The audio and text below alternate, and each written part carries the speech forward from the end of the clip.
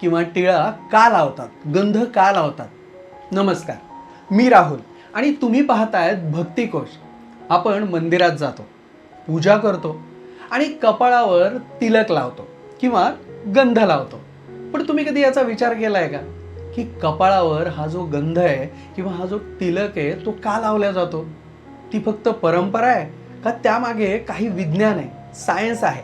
आणि वेगवेगळे तिळक, वेगवेगळ्या प्रकारचे हे जे तिळक आहेत ते का बरं असतात? आणि आजच्या जनरेशनने तिलक का लावावा? आज आपण या सगळ्या प्रश्नांची उत्तरं शोधणार आहेत. सगळ्यात आधी बघूयात की तिलक म्हणजे नेमकं काय. हा जो कपाळावर आहे ना, म्हणजे इथे इथे आज्ञाचक्र आहे, म्हणजे थर्ड आय पॉइंट आहे. आता कपाळावर लावलेला तिळक जो असतो तो ऊर्ध्व दिशेला असलेला जो गंध आहे ना, तोच म्हणजे तिलक. सनातन धर्मामध्ये कपाळावर तिलक किंवा टिळा लावणं हे केवळ धार्मिक प्रतीक नाही आहे, तर त्यामागे आध्यात्मिक, वैज्ञानिक आणि सांस्कृतिक कारण आहेत. पण त्यामागे एक मोठा अर्थ सुद्धा आहे. आध्यात्मिक आणि धार्मिक महत्त्व काय आहे?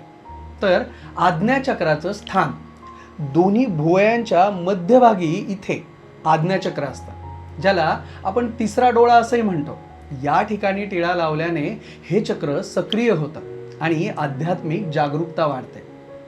आणि सगळ्यात महत्त्वाचं म्हणजे देवाचं निवासस्थान आहे. धार्मिक मान्यतेनुसार कपाळाच्या मध्यभागी भगवान विष्णू, उजव्या बाजूला ब्रह्मा आणि डाव्या बाजूला भगवान रुद्र म्हणजे शिव यांचा वास असतो. ते भक्तीचं प्रतीक आहे. टिळा लावणं हे व्यक्तीच्या संप्रदायाचे म्हणजे वैष्णव, शैव आणि ईश्वराप्रती असलेल्या भक्तीची ओळख करून देतात. वैज्ञानिक कारण आणि आरोग्यासाठी काय फायदे? तर एकाग्रता वाढवणं.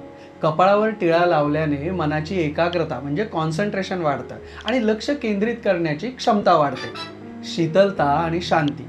चंदनाचा टिळा लावल्याने आपल्या मेंदूला थंडावा मिळतो, ज्यामुळे डोकेदुखी कमी होते आणि मानसिक ताण कमी होण्यास मदत होते. ऊर्जेचा समतोल. टिळा लावताना कपाळावर जो दाब दिला जातो त्यामुळे रक्ताभिसरण सुधारते आणि शरीरातील सकारात्मक ऊर्जेचा प्रवाह संतुलित राहतो. भस्मतिलक अर्थात राख किंवा भस्माचा तिलक, जो वैराग्य आणि सत्य दर्शवतो. म्हणजेच तिलक हा आपल्या भावनेनुसार बदलतो. तिलक हे फक्त एक चिन्ह नाही आहे, तिलक एक स्पिरिच्युअल कॉन्सन्ट्रेशन आहे, कनेक्शन आहे. आपल्या सनातन धर्मामध्ये पूजा केल्यानंतर तिलक लावला जातो. देवदर्शनानंतर तिलक लावतात, कारण तो आशीर्वाद मानला जातो आणि तो आपली देवाशी असलेली संलग्नता दाखवतो. बरोबर आहे. आता बघूया यामागचं सायन्स कनेक्शन आपल्याला काय सांगतंय. तर हा जो टिळक आपण लावतो, पूजेनंतर असेल किंवा देवासमोर असेल, कुठल्याही शुभ कार्याच्या अगोदर असेल, तर कपाळाच्या या भागामध्ये नर्व सेंटर असतं. तर तिलक लावल्याने यावरती प्रेशर येतं आणि कनेक्शन जे आहे, कॉन्सन्ट्रेशन जे आहे ते वाढतं. तिलक म्हणजे सायन्स अधिक स्पिरिच्युअलिटी यांचं उत्तम कॉम्बिनेशन आहे. बरं, तिलक लावल्याचा मानसिक आणि भावनिक प्रभाव काय पडतो बरं? तिलक लावल्याने सेल्फ अवेअरनेस वाढतो. आपली मानसिक ऊर्जा संतुलित राहते. तो आपल्याला आठवण करून देतो, मी फक्त शरीर नाही आहे, तर मी एक आध्यात्मिक व्यक्ती आहे. आणि आजच्या जनरेशनसाठी जर याचं महत्त्व आपण बघण्याचा प्रयत्न केला तर काय दिसतं बरं की आजच्या जनरेशनने तिलक का लावावा? तो आपल्या संस्कृतीशी जोडतो. टिळक आपली ओळख जपतो, आपल्यामध्ये आत्मविश्वास निर्माण करतो.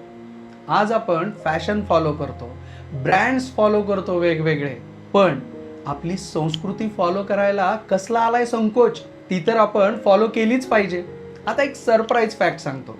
तिलक लावल्यानंतर काही सेकंद, फक्त काही सेकंद डोळे बंद करून बघा. तुम्हाला जाणवेल माइंड शांत होत आहे, फोकस वाढतोय. त्यामुळे तिलक हे फक्त एक चिन्ह नाही आहे, तर तो एक विचार आहे. ती आपल्या सनातन धर्माची एक ओळख आहे आणि एक कनेक्शन आहे आपल्या परमेश्वराशी, ईश्वराशी. म्हणून पुढच्या वेळी तिलक लावताना फक्त लावू नका, तर त्याचा अर्थ समजावून लावा. आणि सनातन धर्माविषयीचा हा व्हिडिओ तुम्हाला आवडला असेल, तुम्हाला असं वाटत असेल की अरे हां, हे काहीतरी विशेष आहे आणि हे मला खरंच माहिती असायला पाहिजे, माझ्या जवळच्यांना माहिती असायला पाहिजे. तर हा व्हिडिओ लाईक करा, शेअर करा आणि आमच्या भक्तिकोश या चॅनलला सबस्क्राईब करा. मी राहुल. पुन्हा भेटूया एका नवीन विषयासोबत. तोपर्यंत धन्यवाद आणि आपला दिवस शुभ असो.